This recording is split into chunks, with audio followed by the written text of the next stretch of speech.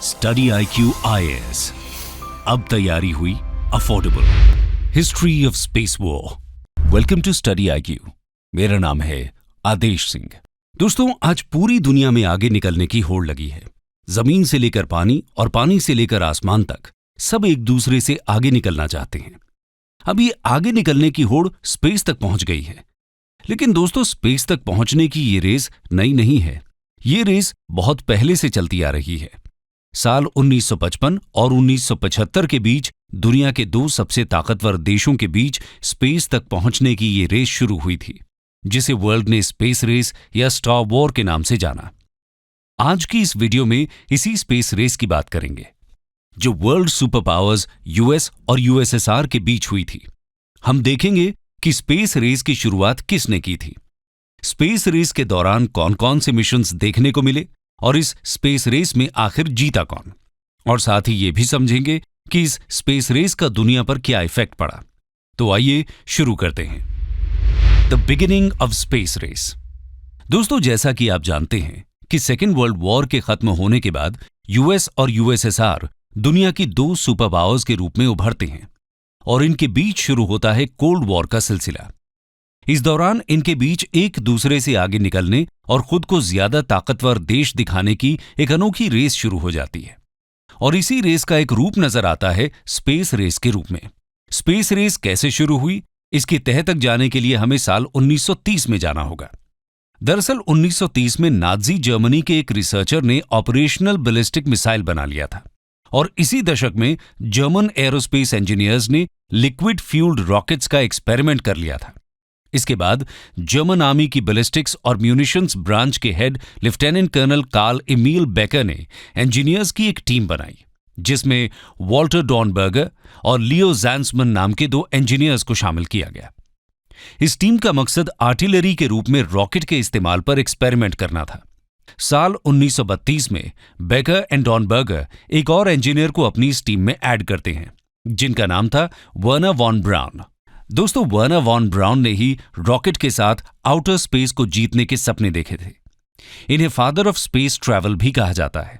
खैर, इससे पहले कि ये अपने सपने पर काम शुरू करते, सेकेंड वर्ल्ड वॉर की शुरुआत हो जाती है। वॉर के खत्म होने पर ये अपने सपनों को साकार करना चाहते थे, लेकिन युद्ध में जर्मनी की हार के बाद यूएस और यूएसएसआर की साइंटिफिक इंटेलिजेंस टीम्स ने जर्मनी के रॉकेट्स और उनके डिजाइन्स चुरा लिए। ऐसा ऑपरेशन पेपर क्लिप के तहत किया गया था, और इसमें सबसे ज्यादा फायदा यूएस को हुआ। यूएस ने जर्मनी के aerospace engineer Wernher von Braun के साथ साथ और भी कई इंजीनियर्स को अपने कब्जे में ले लिया था। यूएस ने इन्हीं इंजीनियर्स की हेल्प से अपने मिसाइल और स्पेस एक्सप्लोरेशन प्रोग्राम्स को शुरू किया था। उसने जर्मनी के इंजीनियर्स द्वारा बनाए हुए V2 रॉकेट पर भी अपना कब्जा कर लिया। दूसरी तरफ ईस्टर्न जर्मनी पर यूएसएसआर का कब्जा हो चुका था, जिसमें पीनेमुंडा का रॉकेट सेंटर भी शामिल था। इस रॉकेट सेंटर को देखने और उसका निरीक्षण करने के लिए स्टालिन ने सोवियत यूनियन के सबसे बेस्ट रॉकेट इंजीनियर्स को वहां भेजा था। इन्हें लीड कर रहे थे सर्गेई कोरोलेव। आपको बता दें कि कोरोलेव को 1938 में जोसेफ स्टालिन के ग्रेट पर्ज के दौरान अरेस्ट कर लिया गया था और 6 साल तक इन्हें जेल में रखा गया। लेकिन वॉर के बाद ये यूएसएसआर के चीफ रॉकेट और स्पेसक्राफ्ट इंजीनियर बने। पूरे कोल्ड वॉर के दौरान उनकी आइडेंटिटी को सीक्रेट रखा गया और उन्हें पब्लिकली सिर्फ द चीफ डिजाइनर के तौर पर पहचान मिली। खैर, रॉकेट सेंटर के निरीक्षण के बाद जर्मन रॉकेट स्पेशलिस्ट्स को यूएसएसआर द्वारा मॉस्को शिफ्ट कर दिया गया। उनका सोवियत मिसाइल डिजाइन प्रोग्राम में प्रॉब्लम सॉल्विंग कंसल्टेंट्स की तरह इस्तेमाल किया गया। इस प्रोग्राम के दौरान उन्होंने V2 नाम के जर्मन रॉकेट का सोवियत वर्जन R1 तैयार किया। इसके लिए कोरोलेव द्वारा रिवर्स इंजीनियरिंग का इस्तेमाल किया गया था। लेकिन यूएस भी यहां पीछे नहीं था। उसने भी जर्मन टेक्नोलॉजी को कॉपी करके अपने खुद के वर्जन R2 रॉकेट को बना लिया था। इसी बीच 29 जुलाई 1955 को यूएस प्रेसिडेंट आइजनहावर के प्रेस सेक्रेटरी ने अनाउंसमेंट कर दी कि यूएस का इरादा है कि वो 1 जुलाई 1957 से 31 दिसंबर 1958 के बीच स्मॉल अर्थ सर्कलिंग सैटेलाइट्स लॉन्च करेगा। यूएस द्वारा किए गए इस अनाउंसमेंट के बाद यूएसएसआर स्पेस रेस को लेकर और ज्यादा सीरियस हो जाता है। वो स्पेस रेस में आगे निकलने के लिए और यूएस को हराने के लिए अपने रॉकेट प्रोग्राम में तेजी लाता है। और 1 महीने के अंदर ही यूएसएसआर एक सैटेलाइट बना लेता है। सैटेलाइट का नाम होता है स्पुतनिक 1। इससे पहले रशिया ने 1957 में ही R7 नाम का रॉकेट डिवेलप कर लिया था, जो वर्ल्ड की सबसे पहली इंटरकॉन्टिनेंटल बैलिस्टिक मिसाइल होती है। यूएसएसआर 4 अक्टूबर 1957 को मिसाइल लॉन्च करता है और स्पुतनिक 1 को सक्सेसफुली ऑर्बिट में एस्टैब्लिश कर देता है। दोस्तों, ये था दुनिया का पहला आर्टिफिशियल सैटेलाइट और यहीं से यानी 4 अक्टूबर 1957 से यूएस और यूएसएसआर के बीच असली स्पेस रेस शुरू हो जाती है। स्पुतनिक 1 की कामयाबी के 2 महीने बाद ही यूएसएसआर स्पुतनिक 2 को लॉन्च कर देता है, जिसके थ्रू लाइका नाम के डॉग को स्पेस में भेजा जाता है और यह दुनिया का फर्स्ट एनिमल इन स्पेस बन जाता है। इसके बाद आता है स्पुतनिक 3। मई 1958 को यूएसएसआर स्पुतनिक 3 को लॉन्च करता है। इसका वेट लगभग 3000 पाउंड्स था। अपने सफल स्पेस प्रोब को जारी रखते हुए 1959 में सोवियत यूनियन का ल्यूनिक 3 स्पेसक्राफ्ट मून के डार्क यानी फार साइड की फोटो सेंड करता है। यह स्पेस की फील्ड में यूएसएसआर की अब तक की सबसे बड़ी कामयाबी होती है। इस तरह यूएसएसआर के एक के बाद एक सफल स्पेस मिशंस को देखकर अमेरिका कैसे शांत बैठा रह सकता था? तो आइए देखते हैं यूएस ने इसका जवाब कैसे दिया। Formation of NASA.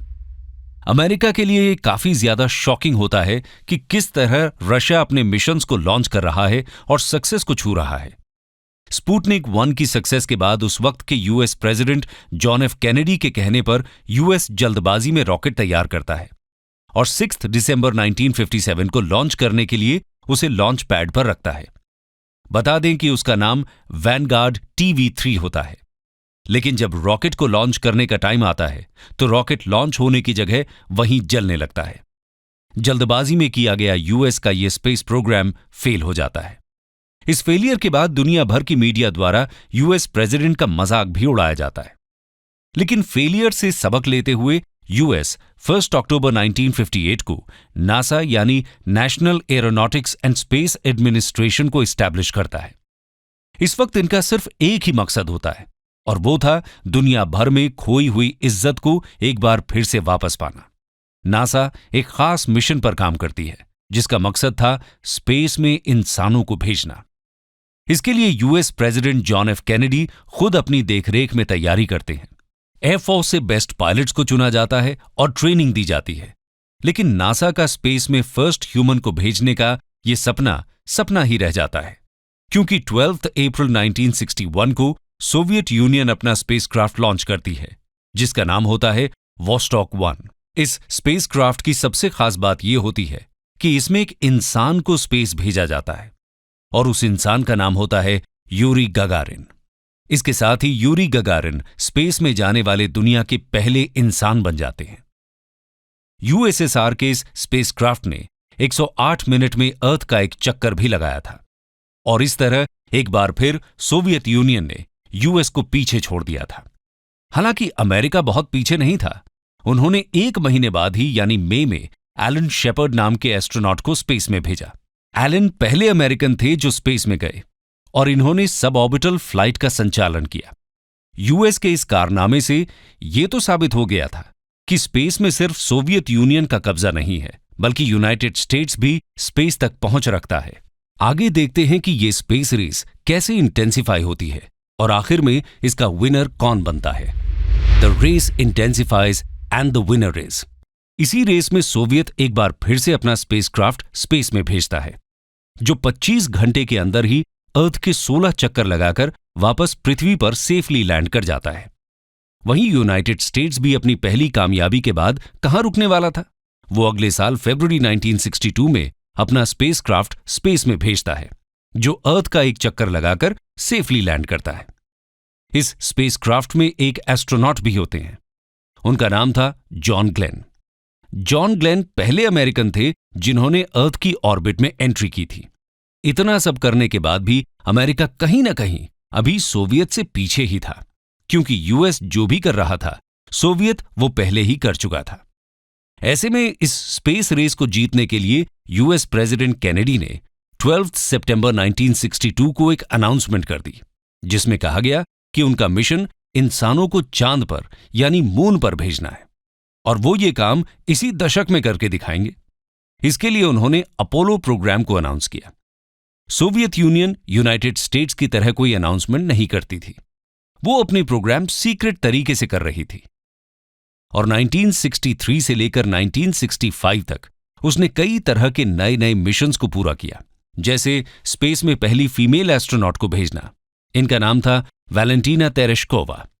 16 जून 1963 को वैलेंटीना को स्पेसक्राफ्ट वॉस्टॉक 6 पर एक सोलो मिशन पर लॉन्च किया गया था।